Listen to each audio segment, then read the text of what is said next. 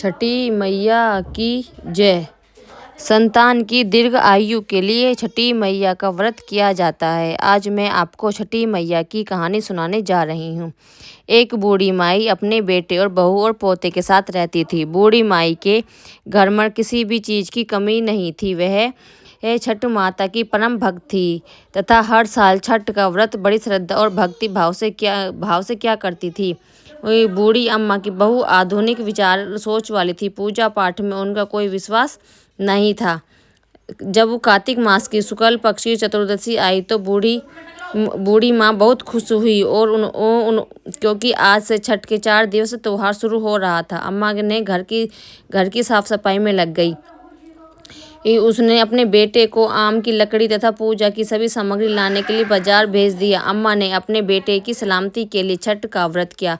बूढ़ी माई ने अपने मेरा शॉर्ट आउट है ये, आप कृष्ण के जी के लिए इन्हें आप प्लीज़ सपोर्ट करना, सब्सक्राइब करना, ठीक है। काफ़ी अच्छी वीडियोस बनाते हैं तो आप प्लीज़ इनकी वीडियो को वॉच करना। तब बहू कहने लगी ये सब बेकार की बातें हैं, मुझे इन सब बातों पे विश्वास नहीं है, इनसे क्या होगा। तब बूढ़ी अम्मा अपनी बहू को छठ माता की महिमा बताते हुए एक कहानी सुनाती है। दूसरा है ये मैंने शॉर्ट आउट डाल दिए सभी के, प्लीज़ आप इन्हें सपोर्ट कर लेना, वीडियो देख लेना और सभी के शॉर्ट आउट मैंने अपनी पोस्ट पर भी डाल दिए, तो पोस्ट से आप लोग इनको ज्वाइन कर लेना सभी को, ठीक है। अम्मा बोली, बहुत समय पहले की बात है। प्रियव्रत नाम के एक प्रसिद्ध राजा थे। उनके पिता का नाम था सर्वभयमानु।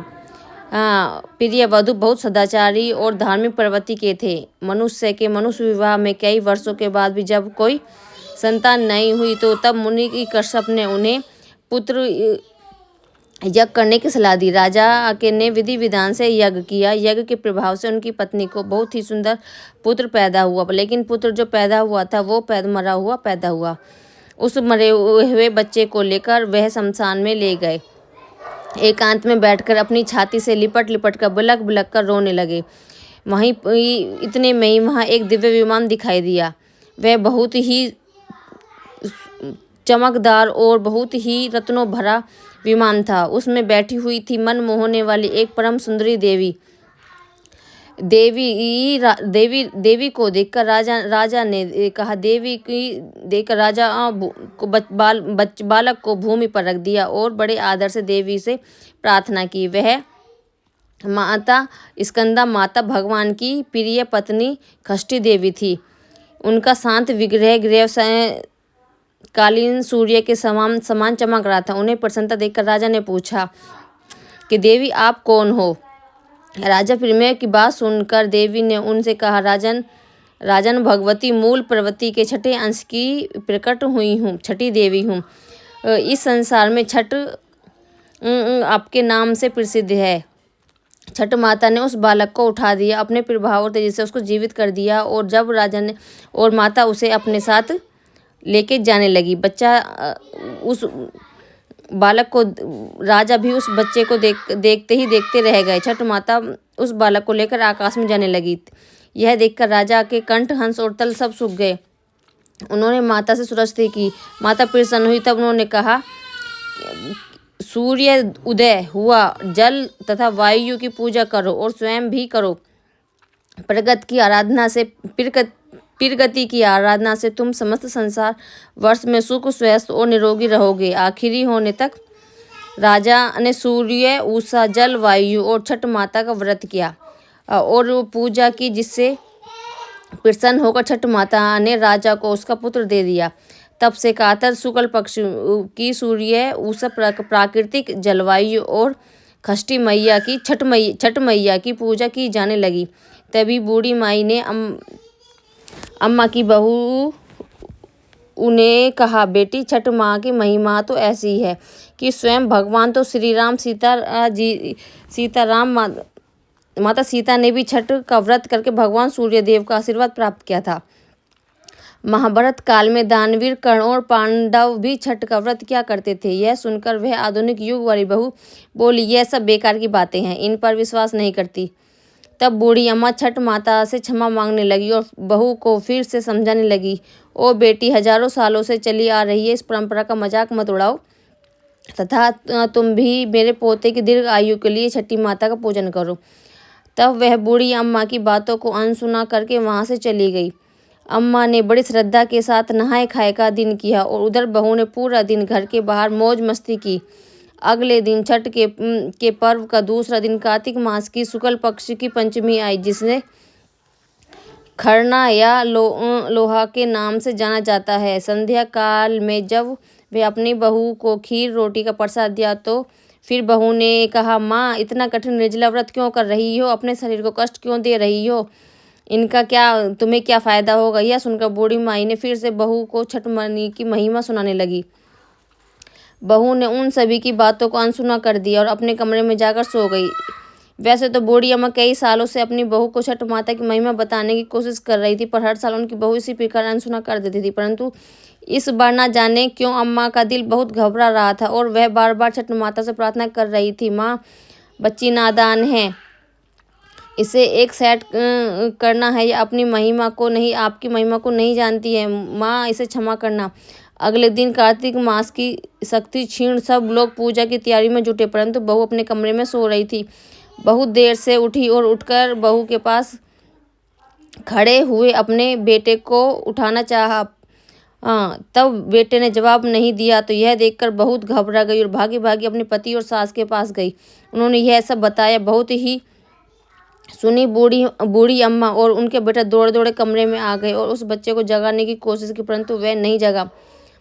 फिर वह तीनों बच्चे को लेकर अस्पताल गए। डॉक्टर ने बच्चे की जांच की, देखा कि अलग तरह की ही सांसें ही रुकी हुई हैं। डॉक्टर यह देखकर हैरान हो गया कि इतना छोटा बालक जो बिल्कुल स्वस्थ था, ऐसे कैसे हो सकता है। परंतु विधि का विधान, प्रकृति का नियम, डॉक्टर ने अपने हाथ खड़े कर दिए। तब बच्चे के माँ बाप तथा दादी रोते बिलखते बच्चे को लेकर अस्पताल से बाहर आ गए। बूढ़ी अम्मा का दिल तो पहले से ही घबरा रहा था।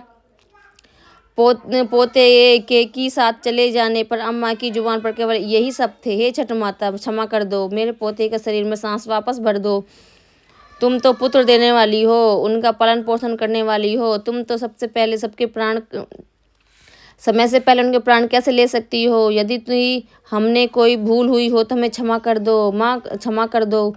उसी समय से ही एक अनजान औरत वहाँ आई और अम्मा की बहू से कहने लगी कि छठी मैया किसी के भी असमय प्राण नहीं लेती, तुम अवश्य ही कोई भूल हुई है जिससे माता नाराज हुई है। आज छठ का पर्व है, पूरी श्रद्धा से छठ माता को याद करो और विधि विधान से व्रत करने का संकल्प करो, तुम्हारा पुत्र अवश्य ही जीवित हो जाएगा। शोक में डूबी हुई माँ के लिए यह शब्द उम्मीद की किरण लेकर आए और ना जाने कहाँ से एकदम बहू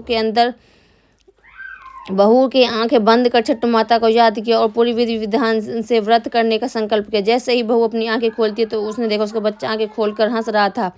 यह करिश्मा देखकर सब परिवार वाले और डॉक्टर आश्चर्यचकित हो गए। बच्चे को जीवित देखकर जैसे ही बहू ने अपने उस अनजान औरत को धन्यवाद करने के लिए सिर घुमाया तो देखा कि वहाँ कोई नहीं दिखा।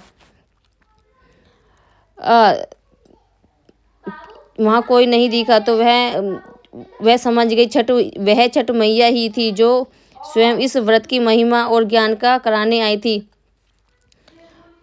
उसके बाद वही वहाँ ने बूढ़ी अम्मा के साथ मिलकर पूरी श्रद्धा से पूजा की तैयारी की और शाम को घाट पर जाकर सूर्यदेव को अर्घ्य दिया। अगले दिन उस अर्घ्य देकर दिया और छठ माता अपने अनजान औरत के रूप में आकर बैठी अम्मा के पोते की रक्षा की। उसी प्रकार हम सब परिवार की भी रक्षा करना और अपना आशीर्वाद बनाए रखना। जय छठ माता की जय। की कर्ण सूर्यदेव को अर्घ्य देते समय घंटों पानी में खड़े रहा करते थे, फिर सूर्य को वो अर्घ्य दिया करते थे। सूर्य देव की कृपा से ही कर्ण एक महान योद्धा बना जो आज भी छठ के धन दान की परंपरा चली आ रही है। इसलिए छठ पर्व में उगते सूर्य को और डूबते सूरज को अर्घ्य देने का अत्यंत आवश्यक है। छठ पूजा के लिए आवश्यक सामग्री इस प्रकार है। इसमें मैं आपको कुछ सामग्री अनिवार्य रूप से मैं बताती हूँ। माना जाता है कि पूजन सामग्री के लिए छठ का पर्व अधूरा रह जाता है। छठ पूजा की पूजन सामग्री में बांस की टोकरी या सूप, नारियल पत्ते वाले हुए गन्ने, अक्षत, सिंदूर, धूप, दीप की पूजा की थाली, लोटा, नए वस्त्र, नारियल पानी भरा, अदरक का हरा पौधा, मौसम के अनुसार फल, मिट्टी या पीतल का कलश, कुमकुम, पान, सुपारी। छठ माता की विधि इस प्रकार है। छठ पूजा के दिन सुबह मुहूर्त में उठकर स्नान आदि कर निवृत्त होकर छठ माता का संकल्प लिया जाता है। इस दिन से अन्न व्रत करने वाली छठ पूजा के दिन अन्न ग्रहण नहीं किया करते।